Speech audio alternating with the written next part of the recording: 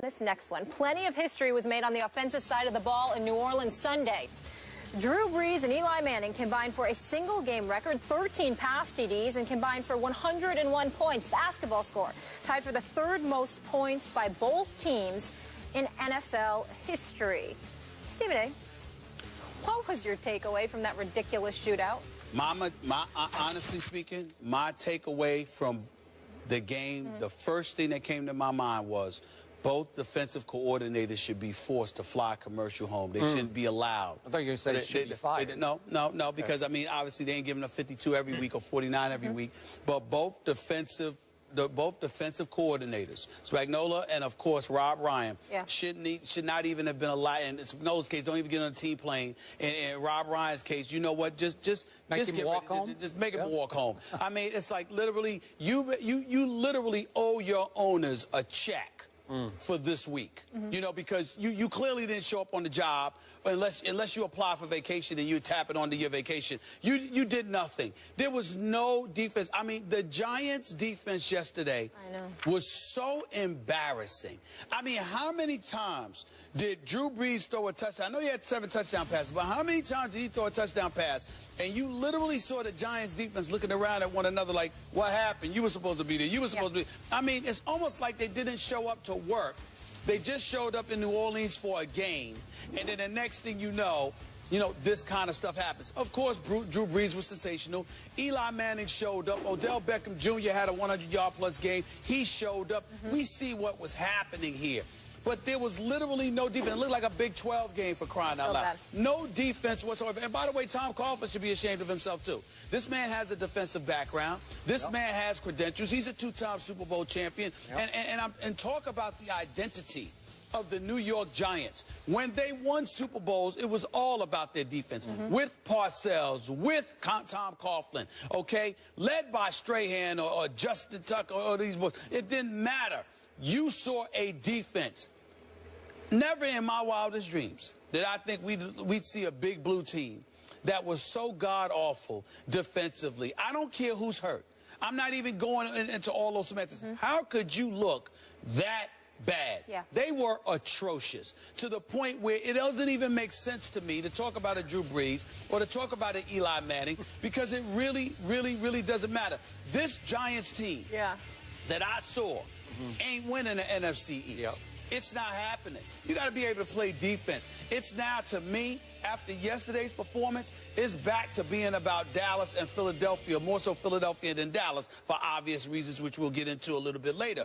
But in the end, the Giants, I don't care about their 4-4 record. I don't care about the fact that they're in first place. You can't play defense like that and win.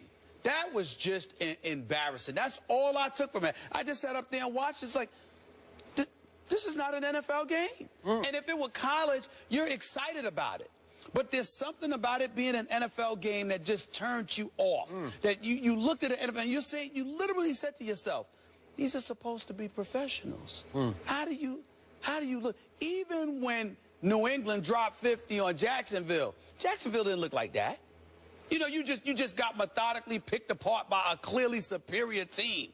No, in the case of the Giants against the Saints, it literally looked like both teams decided not to play defense. The 29th and 30th ranked defense going into it, total. I mean, it's like, I couldn't believe how bad they looked. I really couldn't. Did the game count? Yes. It goes in the standings, It goes in the standings. Okay, I want to make sure of that because you said it didn't look like an NFL game. It did. And by the way, before I launch on this, Molly is threatening to unfollow me on Twitter. I trolled him last night. I thanked the Saints for winning that game for me and my Cowboys, and in it, I wrote Giants in all lowercase letters. And everything like else little in Giants. caps. Okay? Just obnoxious. She's going to unfollow me over it was obnoxious. That's fine.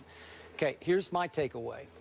No team that gives up 52 points deserves to win the NFC East. I'm sorry, no team. Right. So that was my #1 takeaway. And #2, because the game did count in the standings, dropping the Giants to, what, 4-4? First place. Now, somehow, some way, God. Embarrassingly enough for the division, my Dallas Cowboys are still only one game out of first place in the loss column. Only one game out of first place in the loss. Are you kidding me?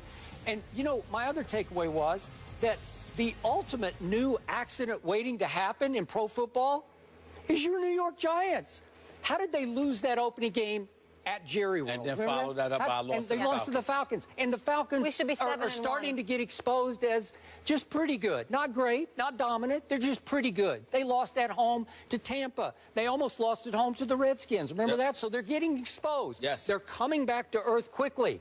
And yesterday, the New York Football Giants managed to blow this game on a face mask penalty by the punter. By the punter. By Brad Wing. The punter. Here he is. He gets a face mask as the ball is fumbled forward. This is Cowboys-esque. This is Cowboys-esque. Yeah. This is old Cowboys. Previous Cowboys-esque. These are the Cowboys you used to laugh at, scoff at, ridicule for being the accident waiting to happen. And now it's Brad Wing.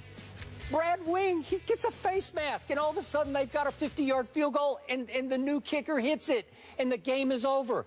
And here's the God's truth of what happened yesterday. Your Giants didn't deserve to win this game because your Giants were 1 out of 8 on third down.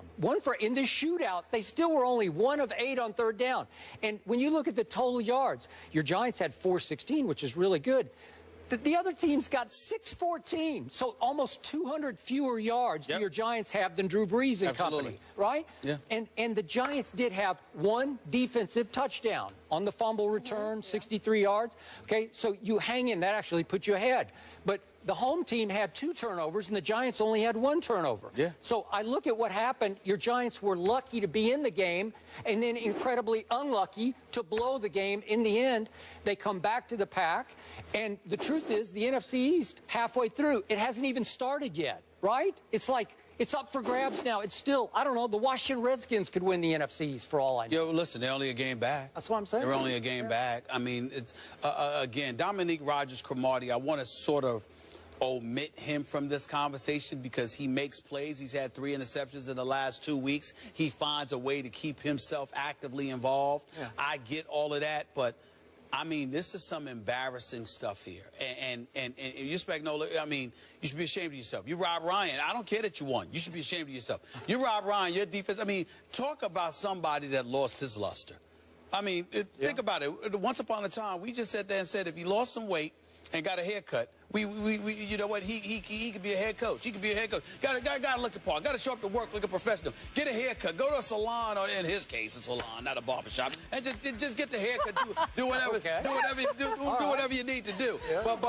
But then you look at this defense and the way that it has played, particularly yesterday too. Just no excuse whatsoever. And the Giants didn't even run the football. Everything was with their passing attack. And you just looked at it, and somehow, some way, despite throwing 6 touchdown passes, 350 yards. I mean, what is it here? You know, a rating of 138. Yeah. Somehow, some way, Eli Manning still lost this game. He lost the game. The New Orleans, listen, New Orleans defense is bad. It was bad yesterday. But the Giants were so embarrassing because, again, at least when New Orleans got beat, there was somebody in the vicinity. Yep. I mean, you look at the Giants, it was like, literally, who was it that scored the 1 touchdown when he's just strolling in? When he just strolling, I mean, who was it? I mean, literally walking in, looking behind, and it's like, oh, there's nobody near me. Nobody's home. He literally could have walked the last 30 yards. Most yards allowed since 1943 by the Giants. I don't even understand it. I really don't understand it. He literally could have walked the last 30 yards. Yeah. Walked. Was that fun for you? Did you enjoy that? Great time. That was my great moment of the day. Yeah. How about those Cowboys? We'll talk about Colston. them. Colston. It was Colston. Yeah. I'm just saying. I just looking at him. He's like he couldn't believe how wide open he was. Yeah. It was just embarrassing, man. And like I said, it's an NFL game. You don't anticipate seeing something like that. That was just bad. Okay. As long as we don't have to talk about the Cowboys today, I'll be happier.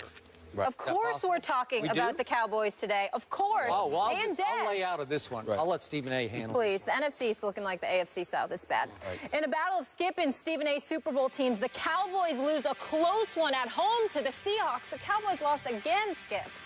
Don't miss the guy's reaction. And we're here for your Monday motivation. Check us out on our IG page right now where I give you the complete rundown. Oh, it's been a long, long time since the Cowboys won. Look at that video right there. That looks exciting. Can't wait to go to Instagram.